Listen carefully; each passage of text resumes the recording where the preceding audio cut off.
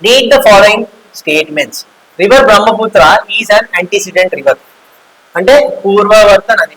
Antecedent river అంటే ఏంటి అంటే యాంటిసిడెంట్ రివర్ అంటే ఇప్పుడు చూడండి, ఇవి మౌంటైన్స్ అండి, ఓకేనా. ఇది రివర్ ఇలా పారుతుంది, ఇది రివర్, సారీ ఒకటి ఇది బ్రహ్మపుత్ర అనుకోండి, ఓకేనా. బ్రహ్మపుత్ర ఇది పారినప్పుడు ఏమవుతుంది అంటే, ఏదైతే ఇక్కడ కొండ ఉందనుకో, ఈ కొండను కట్ చేసుకుంటూ వస్తుందండి ఈ రివర్, ఇట్లా తిరగదు, ఓకేనా. ఈ నాంచా బర్వా కన్నా ముందు ఏదైతే మౌంటైన్ అది కట్ చేసుకుంటూ వస్తుంది ఇది బ్రహ్మపుత్ర. సో ఈ నాంచా బర్వా నుంచి ఇక్కడ యూటర్న్ తీసుకుంది, బట్ ఇదేంటి అంటే వేరే మౌంటైన్స్ కి కట్ చేసుకుంటూ వస్తుంది బ్రహ్మపుత్ర. సో దాని ముందు వేరే హిమాలయస్ పెరుగుతున్నా బ్రహ్మపుత్ర మాత్రం తన దారి నుంచే వస్తుంది. సో ఇది యాంటిసిడెంట్ రివర్ అండి. యాంటిసిడెంట్ అంటే దాని ముందు మౌంటైన్స్ ఏవి అడ్డొచ్చినా దాన్ని చీలుకుంటూ రావడమే యాంటిసిడెంట్ రివర్ ఇంపార్టెన్స్ అండి. సో బ్రహ్మపుత్రతో పాటు ఏవేవి యాంటిసిడెంట్ అంటే ఇండస్, సత్లెజ్, ఓకేనా. ఈ ఇండస్ ఏంటి, Karakoram range, Ladakh range, Zanskar range, Ladakh range మధ్యలో నుంచి ఇండస్ వస్తుందండి, ఓకేనా. సో ఇండస్ లదాఖ్ రేంజ్ చీల్చుకుంటూ వస్తుంది. సో అది యాంటిసిడెంట్ రివర్. ఈ సత్లజ్ కూడా మధ్యలో ఏవైతే ట్రాన్స్ హిమాలయస్ అవి ఉంటాయో ఆ ట్రాన్స్ హిమాలయస్ నార్మల్ గా హిమాద్రి అవి నుంచి కట్ చేసుకుంటూ వస్తుంది. So in Tibet it is called Tsangpo. అవునా, మనం ఇంతకుముందు అనుకున్నామా దాన్ని ఏమంటారు అంటే యార్లోంగ్ సాంగ్పో అంటారండి టిబెట్ లో, దేన్ని బ్రహ్మపుత్రాన్ని, ఓకేనా. ఎస్, ఏవి the important tributaries are Shyok, Shigar. So Shyok, Nubra, Shigar ఇవి దేని ట్రిబ్యూటరీస్ అంటే ఇండస్ ట్రిబ్యూటరీస్, ఓకేనా. ఇండస్ ట్రిబ్యూటరీ, ఇండస్ ఏ ట్రిబ్యూటరీస్, ఇండస్ ఇలా పారుతుంటే ఇవి రైట్ బ్యాంక్ ట్రిబ్యూటరీస్ అండి, ఓకేనా. ఇలా వెళ్తాయి. ఇండస్ ఇలా వెళ్తే షోక్ లెఫ్ట్ బ్యాంక్ ట్రిబ్యూటరీస్ అండి, ఓకేనా. ఈ షోక్ న్యూబ్రా ఇక్కడ ఉంటుంది. సో ఇక్కడ లదాఖ్ కూడా ఉంటుంది. ఇక్కడ లదాఖ్ లో షోక్ రివర్ పారుతుంటుంది, ఓకేనా. షోక్ రివర్, న్యూబ్రా రివర్ లదాఖ్ లోనే పారుతుంటాయి. న్యూబ్రా వ్యాలీ అనేది ఫేమస్. ఎందుకు న్యూబ్రా వ్యాలీ ఫేమస్ అంటే న్యూబ్రా వ్యాలీలో మైత్రేయ బుద్ధ అని ఒకటి ఉంటుందండి. మైత్రేయ బుద్ధ అంటే ఫ్యూచర్ లో ఏదైతే బుద్ధ వస్తున్నాడో ఆ బుద్ధ అని మైత్రేయ బుద్ధ అంటారండి. ప్రస్తుతానికి ఉన్నది బుద్ధ మైత్రేయ బుద్ధ, ఓకేనా.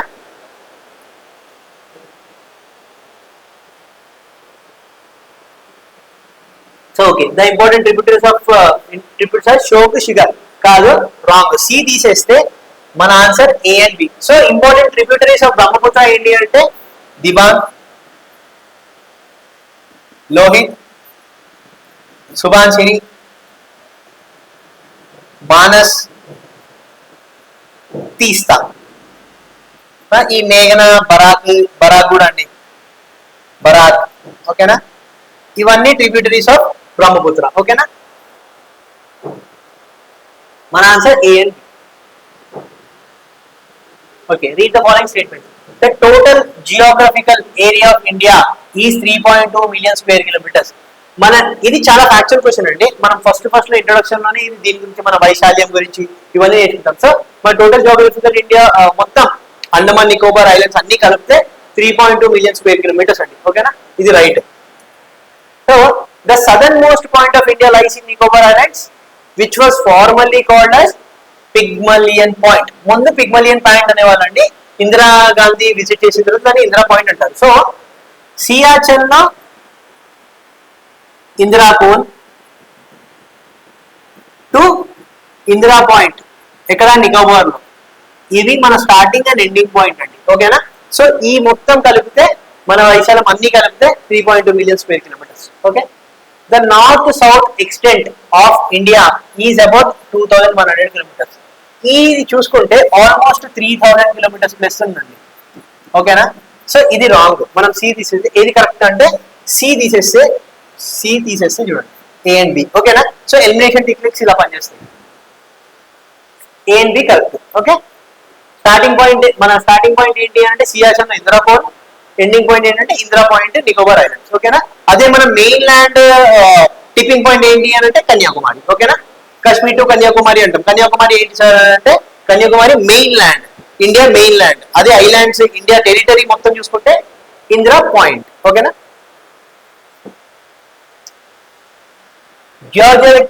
Geologically peninsular India is one of the oldest part of the world. అవునా.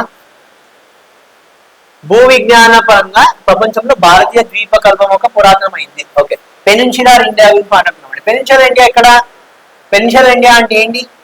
South of Satpura. అవునా. ఏదేది ఉంటుంది ఇక్కడ? వెస్టర్న్ ఘాట్స్, ఇక్కడ ఈస్టర్న్ ఘాట్స్, ఇక్కడ డెక్కన్ ప్లాట్యూ, ఇక్కడ సత్పురా మౌంటైన్స్. సో ఇదంతా పెనిన్సులార్ ప్లాట్యూ ఉంది. ఇంతకుముందు మనం మాట్లాడుకున్నప్పుడు గోండ్వానా ల్యాండ్ గురించి మాట్లాడుకున్నప్పుడు అప్పుడు వోల్గానిక్ ఎరిక్షన్స్ అయినప్పుడు డెక్కన్ ట్రాప్స్ ఫామ్ అయ్యాయండి. ఆ డెక్కన్ ట్రాప్స్ ఎప్పుడు ఫామ్ అయ్యాయంటే 2.5 billion years, 2.5 billion years ago. ఓకేనా. ఆల్మోస్ట్ ఆ టైంలో అండి. Okay. So peninsular India is oldest part of the world అంటే ఎస్, ఎందుకంటే అది Gondwana land and at the same time Pangaea అనే ఒక ఏరియాలో ఉండే కాబట్టి సో అది yes, peninsular India is oldest part of the world. The slope of peninsular plateau ఈ సౌత్ వెస్టర్లీ. ఇక్కడ చూడండి, ద్వీపకల్ప పీఠభూమి నైరుతి దిశలో ఉంది. ఇక్కడ ఏమడిగాడు? స్లోప్ ఆఫ్ ఈ స్లోప్ సౌత్ వెస్టర్లీ అంటే ఇది సౌత్, ఇది సౌత్ వెస్ట్. సౌత్ వెస్టర్లీ ఉన్నప్పుడు మన నదులన్నీ లాజికల్ గా చూసుకుంటే మన నదులు ఎటు పారుతున్నాయండి? ఇటు పారుతున్నాయి. అవునా. సౌత్ వెస్టర్లీ ఉన్నప్పుడు మన నదులు ఎక్కడి నుంచి అయినా అన్ని ఇటే పారాలి. ఒకవేళ సౌత్ వెస్టర్లీ అయితే బట్ కొంచెం ఈస్ట్ సైడ్ కి ఉంటుంది. సో కాబట్టి మన ఆన్సర్ బి తీసేద్దామండి. బి తీసేస్తే బి తీసేయండి, ఏ అండ్ సి ఉంది. సరే చూద్దాం. Most of the rivers in peninsular India flow into Bay of Bengal. అవునా. గోదావరి, కృష్ణ, ఈ పెద్ద పెద్ద నదులన్నీ ఎటు పారుతున్నాయి అంటే బే ఆఫ్ బెంగాల్ లోకి పారుతున్నాయి కదా. So yes, A and C మన answer. Which of the following statements are correct. ఓకేనా.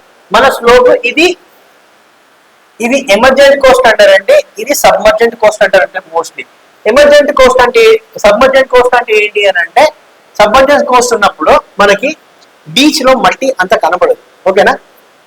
మొత్తం ల్యాండ్ దాంట్లోకి వెళ్ళిపోయినట్టు ఉంటుంది. అందుకే గోవా సైడ్, ఉడిపి సైడ్ కొన్ని ఇక్కడ కూడా మనకు ఉన్నాయి. బట్ ఏంటంటే ఇది కొంచెం ఎమర్జెంట్ కోస్ట్ అంటామండి. ఎమర్జెంట్ కోస్ట్ అయిన ప్రతిసారి మనకి ఏంటంటే మంచి శాండ్, వాటర్ ఎక్కువ దూరం ఉంటాయి, మనకి బీచ్ లో ఎక్కువ శాండ్ కనబడుతుంది. సో మంచి బీచెస్ ఎక్కడ ఫామ్ అవుతాయి అంటే ఇమర్జెంట్ కోస్ట్ లో ఫామ్ అవుతాయి.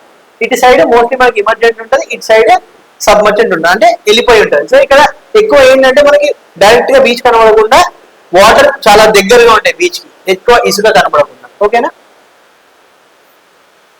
యా, మన ఆన్సర్ ఏఎన్సీ. 78.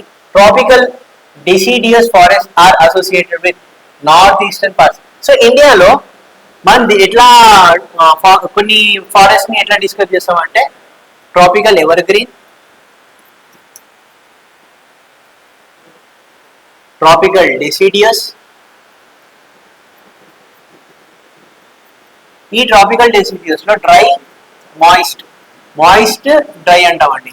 ఓకేనా. మాంటైన్ ఫారెస్ట్,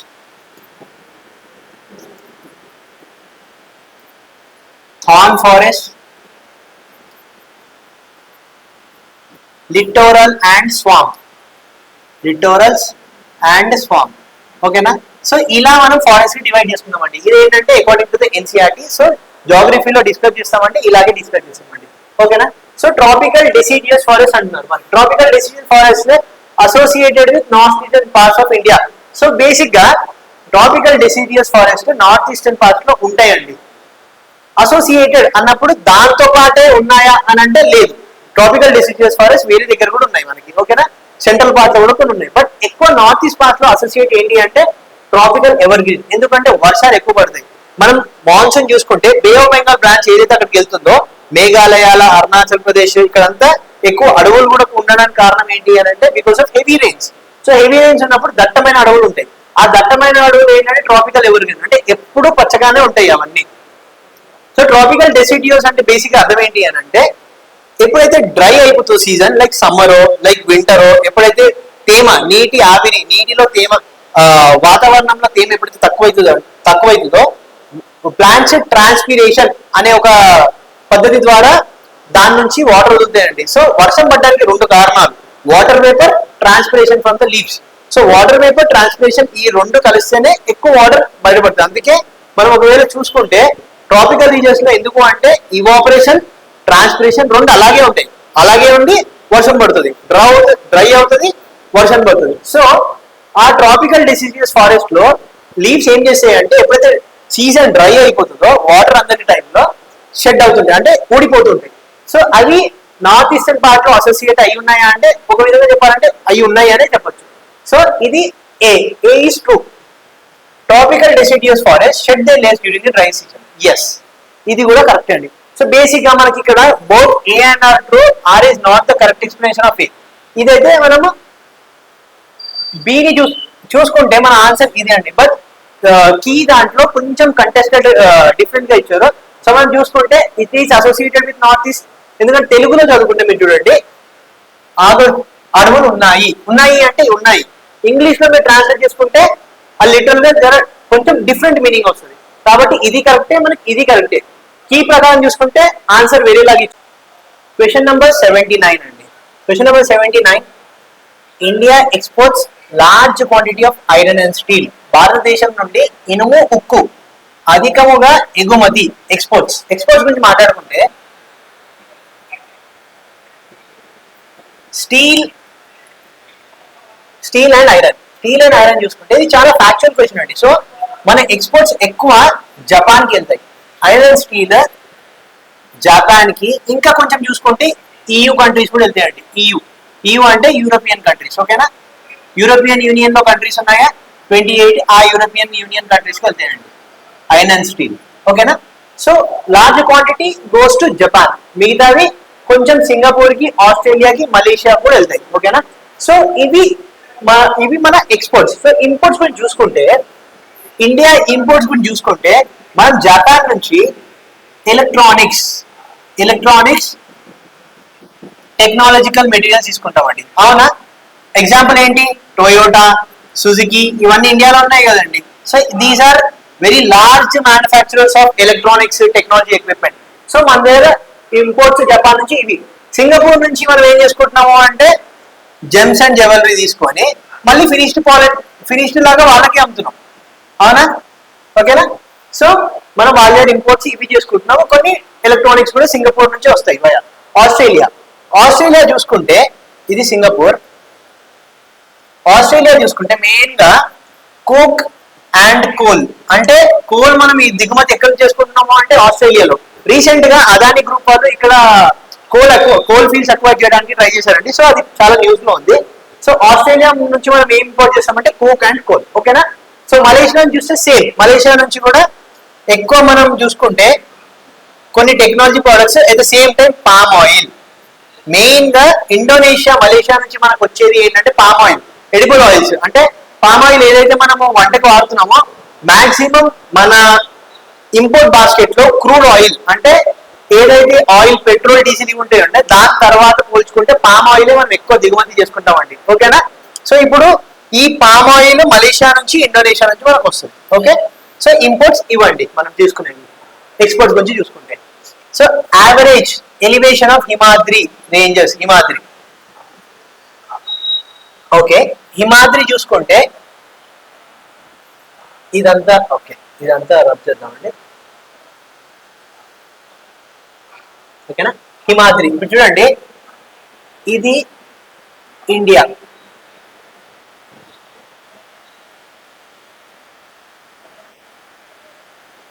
చూసుకుంటే ఇది ట్రాన్స్ హిమాలయాస్,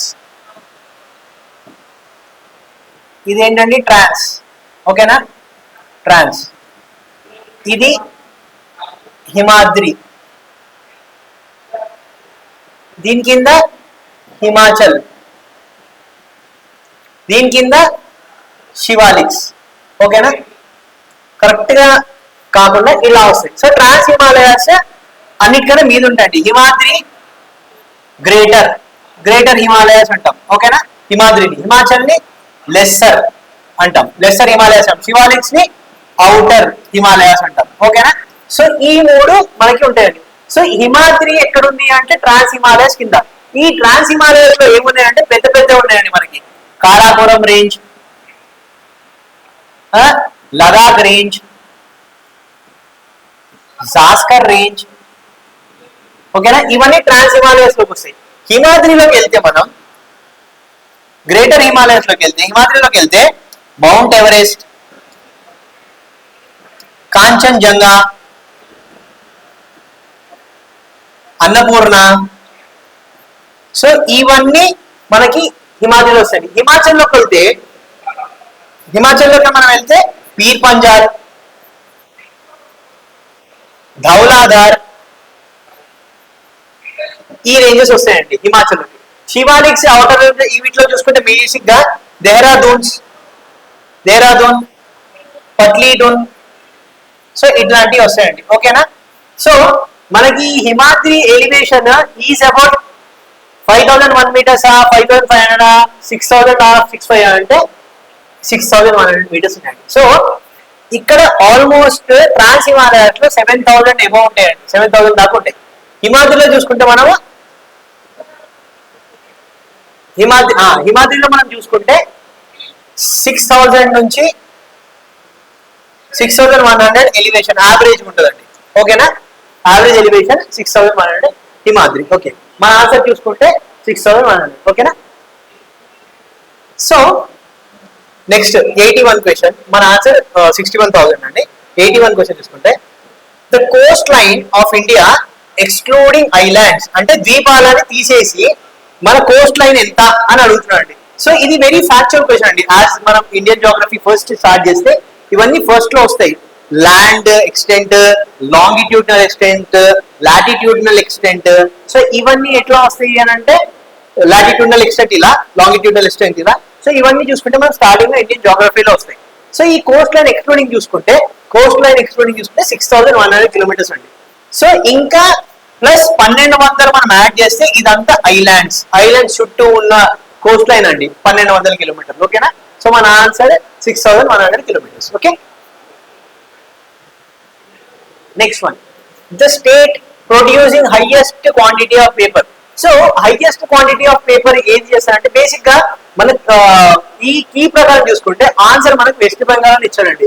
బట్ గవర్నమెంట్ సోర్సెస్ ప్రకారం చూసుకుంటే గవర్నమెంట్ ప్రోగ్రామ్ చూసుకుంటే ఫస్ట్ మనకి మహారాష్ట్ర అండి, ఓకేనా. మహారాష్ట్ర టాప్ ప్రొడ్యూసర్,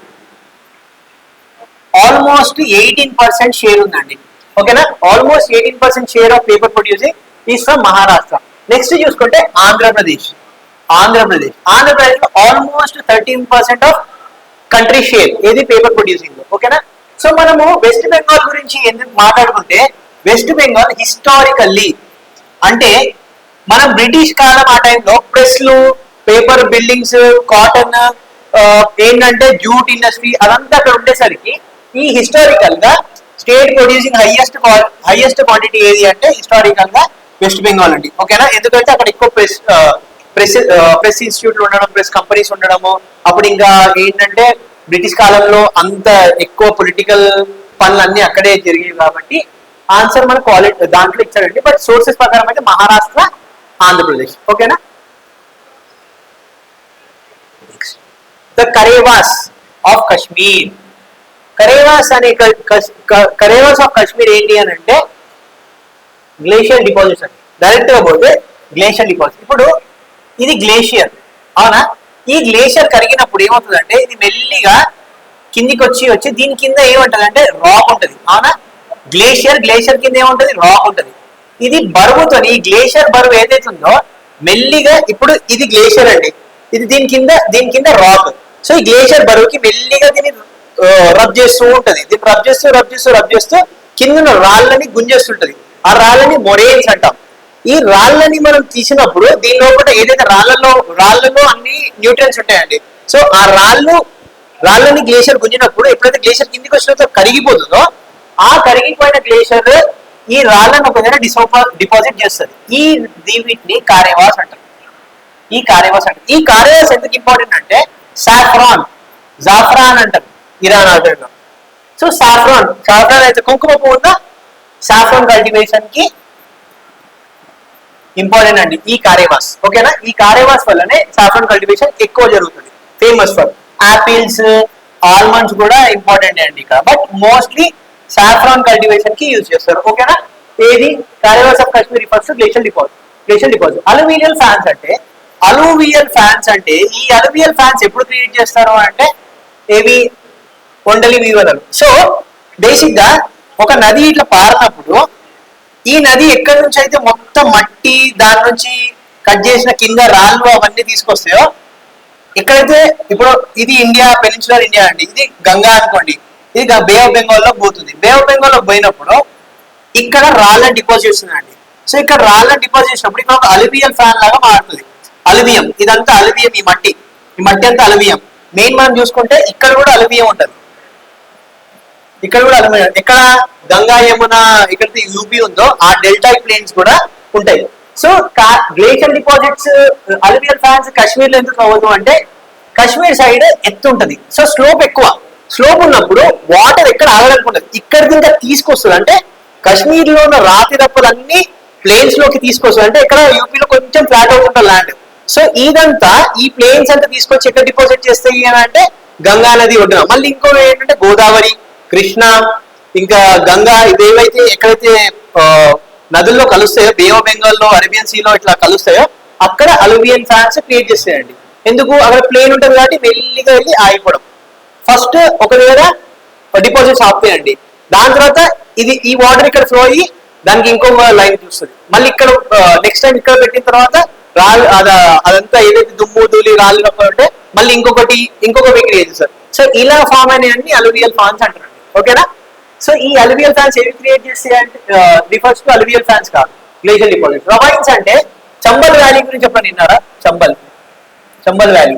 సో ఈ చంబల్ వ్యాలీలో ఇట్లా ఇట్లా ఇట్లా అంతా రవైన్స్ ఉంటాయండి. అంటే మధ్యలో ఎండిపోయిన వాటర్ తో ఏదైతే ఆల్రెడీ క్రియేట్ చేసిందో ఆ రవైన్స్ అంటే ఎడారి లాగా ఉండిపోతాయి. But at the same time చూస్తే ఎప్పుడో నది పారినట్టు అనిపిస్తుంది. సో వీటిని రవైన్స్ అంటాం. ఓకేనా? బ్రాడ్ రివర్ టెరెసెస్ అంటే ఇది రివర్ ఉంది, దీని మీద ఒకప్పుడు రివర్ ఇక్కడ వరకు పారింది, దాని కొన్ని రోజులతో ఇక్కడ పారుతుంది. సో ఇది ఏదైతే ఉందో ఇది రివర్ టెరెస్ అవుతుందండి. అంటే ఇక్కడ ఏముంటాయి, మళ్ళీ అలువియమే ఉంటుంది. ఓకేనా? అలువియం ఉంటుంది. ఈ అలువియం ఓల్డర్ గంగా యమున దగ్గర ఏమవుతుందంటే రెండు రకాల అలువియం ఉంటుందండి. ఏది? Older, new. ఓల్డర్ అలువియం ఏమంటామో బాంగర్, న్యూ ఏమంటాము ఖాదర్. ఓకేనా? ఖాదర్, బాంగర్ అంటాం. ఓల్డర్ ని బాంగర్ అంటాం, న్యూ ని ఖాదర్ అంటాం అండి. ఓకేనా? సో ఇది మన ఆన్సర్ ఏంటి? 83 ఓకే.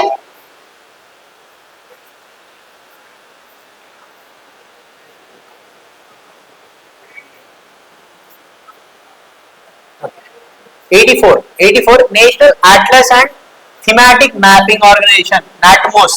ఈ నాట్మోస్ దేనికి ఎక్కడ ఉంటది అని అంటే బేసిక్ గా కోల్కతా అండి. ఇది వెరీ ఫ్యాక్చువల్ క్వశ్చన్. సో మనం ఇట్లాంటివి తెలిస్తే తప్ప పెట్టలేము.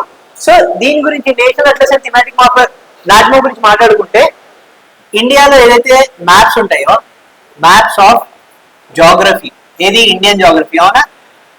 దాంట్లో ఏంటి? Resources maps. రీసోర్సెస్ అంటే ఏ ఖనిజాలు ఏవి ఎక్కడ దొరుకుతాయి, resources maps. Forest map, river map. So atlas direct గా చెప్పాలంటే ఇండియన్ అట్లస్ అన్న ఎలా ఓల్డ్ అట్లస్ ఎట్లా మాట్లాడుతున్నామో ఇండియన్ అట్లస్ కూడా అలాగే అండి. ఓకేనా? ఈ ఇండియన్ అట్లస్ ని ఏది ప్రిపేర్ చేస్తుంది అంటే national atlas thematic mapping organisation NATMO create చేస్తుంది. దాని అది ఎక్కడ ఉంది అంటే కోల్కతా. ఓకేనా? The state that produces highest quantity of uranium. So basic గా హైయెస్ట్ క్వాంటిటీ ఆఫ్ మన దగ్గర యురేనియం న్యాచురల్ గా దొరుకుతుందండి. మనం లాస్ట్ పేపర్స్ లో డిస్కస్ చేసినట్టయితే మనము ప్రెషరైజ్డ్ హెవీ వాటర్ రియాక్టర్స్ గురించి మాట్లాడుతున్నాం. ఇండియాలో ప్రెషరైజ్డ్ హెవీ వాటర్ రియాక్టర్స్ ఎక్కువ న్యూక్లియర్ రియాక్టర్స్ లో. ఎందుకు అంటే దాంట్లో మనం న్యాచురల్ యురేనియం యూజ్ చేస్తాం. మనం న్యాచురల్ యురేనియం యూజ్ చేయకుండా మనం ఎందుకు రిఫైన్డ్ యురేనియం యూజ్ చేయకుండా న్యాచురల్ ఎందుకు చేస్తున్నాం అంటే ఫస్ట్ ఆఫ్ ఆల్ మన దగ్గర రిఫైన్డ్ యురేనియం కి కెపాసిటీ అంత లేదండి. సో కాబట్టి మన ఫస్ట్ ఫేజ్ లో మనం యూజ్ చేసేది ఏంటి అంటే యురేనియం. కానీ ఇండియాలో ఎక్కువ దొరికేది ఏంటి? థోరియం. ఓకేనా? సో బెల్లిగా మన థర్డ్ ఫేజ్ లో న్యూక్లియర్ పవర్ ప్లాంట్స్ థోరియం ని యూజ్ చేయబోతున్నాయండి. ఓకేనా? So highest quantity of uranium is present in Andhra Pradesh. Andhra Pradesh ఎక్కడ అంటే తుమ్మలపల్లె, అవునా? తుమ్మలపల్లె కడపలో అండి. ఓకేనా? తుమ్మలపల్లె కడప. సో కీలో మనకి బీహార్ అని ఇచ్చారు, కానీ యాక్చువల్గా బీహార్ లో లేదండి. బీహార్ లో ఐరన్ ఉంది. ఎందుకంటే మీరు చూసుకుంటే మగధ సామ్రాజ్యం టైంలో యూపీ, బీహార్, జార్ఖండ్ అటు సైడ్ లో ఈ మగధ రాజ్యం ఫస్ట్ ఆఫ్ ఆల్ ఎందుకు అంత ఫ్లరిష్ అయింది, ఎందుకు అంత సంపన్నంగా ఉంది అని అంటే బికాస్ ఆఫ్ ఐరన్. అంటే first of all agriculture, lands బాగుండడం, గంగా నది, యమునా నది అక్కడ పారడం వల్ల. నెక్స్ట్ ఏంటంటే యుద్ధానికి ఐరన్ ఎక్కువ దొరికి ఆ ఐరన్ ని తీసుకొని వాళ్ళు ఆయుధాలు తయారు చేయడం. సో అట్లా బీహార్ ఆ ఏరియాలో ఐరన్ దొరుకుతుంది అనుకోవచ్చు, కానీ యురేనియం దొరుకుతుంది మనకి ఇక్కడ లేదు. సో కీలో బీహార్ ఇచ్చారండి, అది చెప్పాలంటే తప్పు. ఆంధ్రప్రదేశ్ మన ఆన్సర్ అండి, ఎందుకంటే యురేనియం క్వాంటిటీ ఇంకా ప్రొడక్షన్ కూడా ఆంధ్రప్రదేశ్ నుంచే అవుతుంది. నెక్స్ట్ మనం చూసుకుంటే జార్ఖండ్ లో జాదుగూడ, జార్ఖండ్ లో జాదుగూడ అనే ప్లేస్ లో కూడా యురేనియం దొరుకుతుందండి మనకి. ఓకేనా? సో మన answer Andhra Pradesh. South India Manchester city. So Manchester city అని ఎందుకన్నాం అంటే మాంచెస్టర్ లో బ్రిటిష్ కాలంలో ఏమయ్యేది అని అంటే ఇండియా నుంచి ఏదైతే వాళ్ళు కాటన్ తీసుకుపోతున్నారో అదే ఇండియాని దోచుకున్నారు ఆ టైంలో బ్రిటిషులు ఇండియాని దోచుకున్నప్పుడు మన కాటన్ ఏంటి వాళ్ళకి మార్కెట్. అంటే మనం ఇక్కడ ప్రొడ్యూస్ చేసిన కాటన్ అక్కడ అమ్ముకునేవాళ్ళు, అక్కడ అమ్ముకొని అక్కడ తయారు చేసి, అంటే కాటన్ టెక్స్టైల్స్ ఎక్కడ ఉండేవి అని అంటే అక్కడ కాటన్ ఇక్కడ ప్రొడ్యూస్ చేయాలి, టెక్స్టైల్స్ అక్కడ పెట్టాలి, అక్కడ ఇండస్ట్రీస్ పెట్టాలి, అక్కడ తయారైన రెడీమేడ్ ఏదైతే ఉందో మళ్ళీ ఇండియాలోకి రావాలి. సో అట్లా మాంచెస్టర్ అనేది ఎలా పేరు వచ్చేసిందంటే కాటన్ టెక్స్టైల్స్, కాటన్ ఇండస్ట్రీస్ కి ఫేమస్. సో ఆ మాంచెస్టర్ సౌత్ ఇండియాలో వాట్ ఈస్ మాంచెస్టర్ అని అంటాము అని అంటే సౌత్ ఇండియాలో కోయంబత్తూర్ అండి, తమిళనాడు కోయంబత్తూర్. ఓకేనా? ఈ Coimbatore cotton textiles, cotton industry flourish అయిందండి. ఓకేనా? చూసుకుంటే మాంచెస్టర్ ఆఫ్ ఇండియా అంటే మాంచెస్టర్ ఆఫ్ ఇండియా చూసుకుంటే యాక్చువల్గా రెండింటి గురించి మాట్లాడతారండి. ఫస్ట్ నార్త్ వెస్ట్ అని అనుకుంటే గుజరాత్ అని అంటారండి. గుజరాత్ ని కూడా మాంచెస్టర్ ఆఫ్ ఇండియా అని కూడా అంటారు. ఓకేనా? నార్త్ వెస్ట్ లో. అదే నార్త్ లో చూసుకుంటే మనము కాన్పూర్ లో కాటన్, లెదర్ టానింగ్ ఇండస్ట్రీస్ చాలా ఫేమస్ అండి. సో కాబట్టి కాన్పూర్ ని కూడా మాంచెస్టర్ ఆఫ్ నార్త్ అని కూడా అంటారు. ఓకేనా? సో అట్లా a good example of lava plateau in India. మనం ఇంతకుముందు క్వశ్చన్స్ లో డిస్కస్ చేస్తే డెక్కన్ ప్లాట్యూ గురించి మాట్లాడుకున్నామండి. డెక్కన్ ప్లాట్యూలో గోండ్వానా ఉన్న టైంలో వోల్కానిక్ ఎరప్షన్స్ చాలా అయ్యాయి. ఆ వోల్కానిక్ ఎరప్షన్స్ ఏమయ్యాయి? బసాల్టిక్ లావా, అంటే వాటర్ లాగా పారే థిన్ లావా, బాగా థిన్ గా ఉంటది, థిక్నెస్ ఉండకుండా థిన్ గా ఉంటది. ఆ థిన్ లావా ఎక్కువ దూరం పారడం వల్ల లావా ప్లాట్యూస్ ఫామ్ అయ్యాయి. ఎక్కడ? డెక్కన్ ప్లాట్యూలో. ఓకేనా? ఛోటా నాగ్పూర్, వింధ్యన్, మాల్వా కూడా ఉన్నాయి. But at the same time Deccan ప్లాట్యూలో ఎక్కువ మట్టికి ఆ లావా డిపాజిట్స్ ఉన్నాయండి. సో మన ఆన్సర్ మన ఆన్సర్ ఇక్కడ పర్ఫెక్ట్ గా చూసుకుంటే డెక్కన్ ప్లాట్యూ. ఓకేనా? గుడ్ ఎగ్జాంపుల్ అని అడిగాడు. అందుకే ఎప్పుడు చూడండి అన్ని ఉన్నాయి కానీ గుడ్ ఎగ్జాంపుల్ అని అడిగాడు. సో బేసిక్ గా మనకు తెలిసిన దానిలో బెస్ట్ ఏది అని తీసుకోవాలి. అట్లాంటి టైంలో డెక్కన్ ప్లాట్యూ. ఓకేనా? సో మనం మాట్లాడుకున్నట్టయితే ఇంత ముందు దాంట్లో డెక్కన్ ప్లాట్యూ, మన పెనిన్సులర్ ప్లాట్యూ ఎక్స్టెన్షన్ ఏది అంటే మేఘాలయ ప్లాట్యూ కూడా అండి. ఓకేనా? మధ్యలో మాల్దా ఫాల్ట్ అని ఒకటి వచ్చింది. సో అది మన ఛోటా నాగ్పూర్ ప్లాట్యూని, మేఘాలయ ప్లాట్యూని బైఫర్కేట్ చేస్తుంది. ఓకేనా? Next 18. The time difference between Indian standard time and Greenwich time. GMT అంటే గ్రీన్విచ్ మెరీడియన్ టైం. ఓకేనా? ఇది ఎక్కడ అండి అంటే లండన్. ఇక్కడ 0 degrees ఇక్కడ నుంచి స్టార్ట్ చేస్తారండి. సో మన అర్థం చూసుకుంటే లాంగిట్యూడ్స్,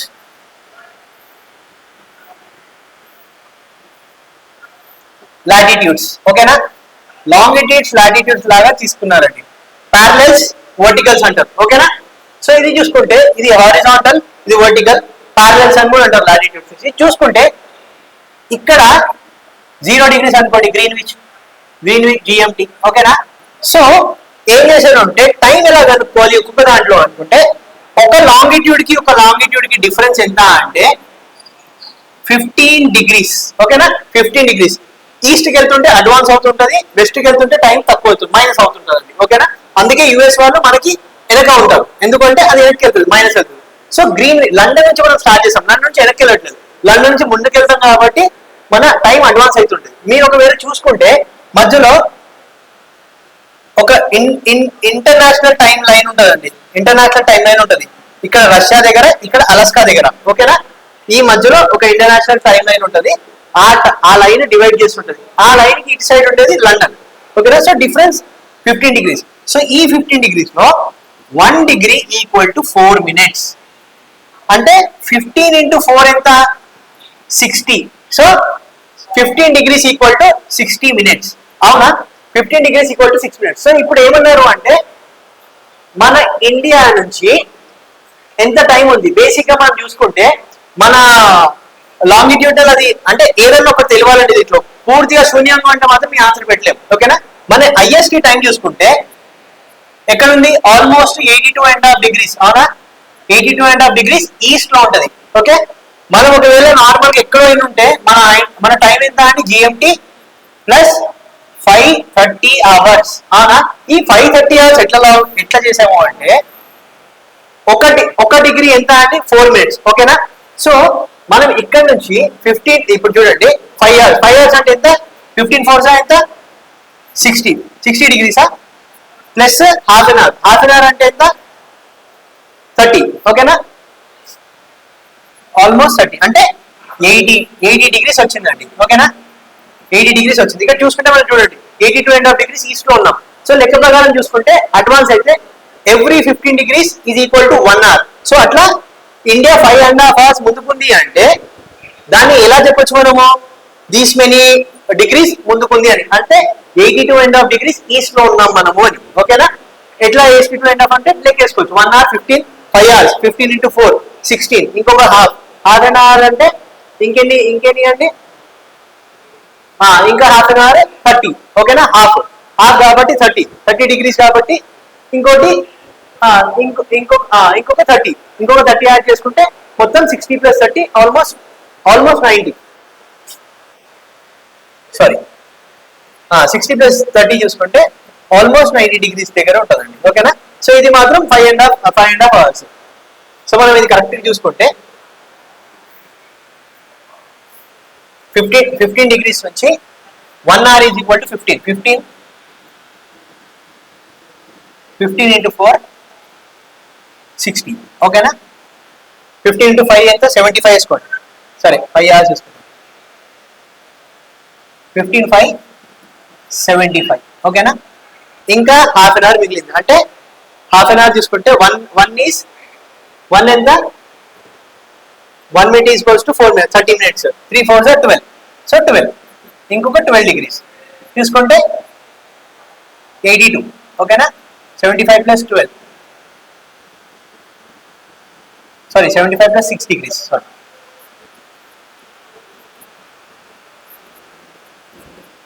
82.5 degrees. ఓకేనా, సో ఇట్లా మనం ఒక్కొక్క డిగ్రీస్ ని ఒక లాంగిట్యూడ్ ఒక లాంగిట్యూడ్ అట్లా 15 degrees, దాంట్లో 15 degrees ని 1 degree is equal to 4 minutes. So ఒకటి నుంచి ఒక దానికి వెళ్ళామంటే 1 hour depends upon this 15 degrees. ఓకేనా అండి, అట్లా మనం ఎక్కడిదైనా కానీ దాని లాంగిట్యూడ్ ఎక్కడుందో దాన్ని బట్టి మనం ఈజీగా చెప్పేయచ్చు.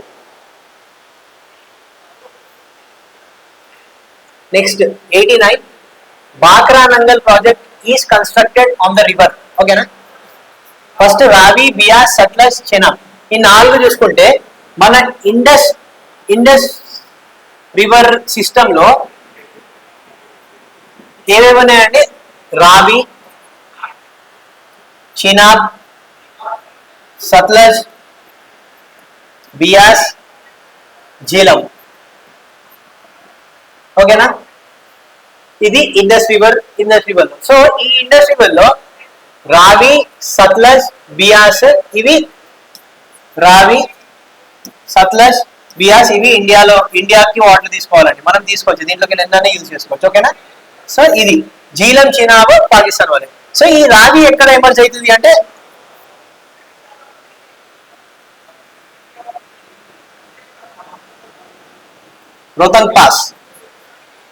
రోహతంగ్ పాస్ అనేది అందరికి తెలుసండి. సిమ్లా నుంచి లదాఖ్ వెళ్ళే దారిలో ఈ రోహతంగ్ పాస్ వస్తుంది.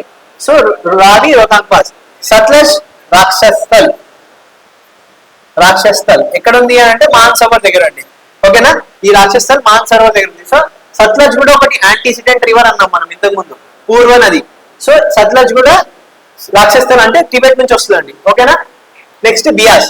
ఈ బియాస్ కొండ అనే ఏరియా నుంచి వస్తుందండి. ఈ బియాస్ కొండ కూడా ఎక్కడ ఉందంటే రోహతంగ్ పాస్ దగ్గర. ఓకేనా, రోహతంగ్ పాస్ దగ్గర. సో ఈ Bhakra Nangal is constructed the river ఎక్కడ అంటే సత్లజ్ మీద అండి. ఓకేనా, సత్లజ్ మీద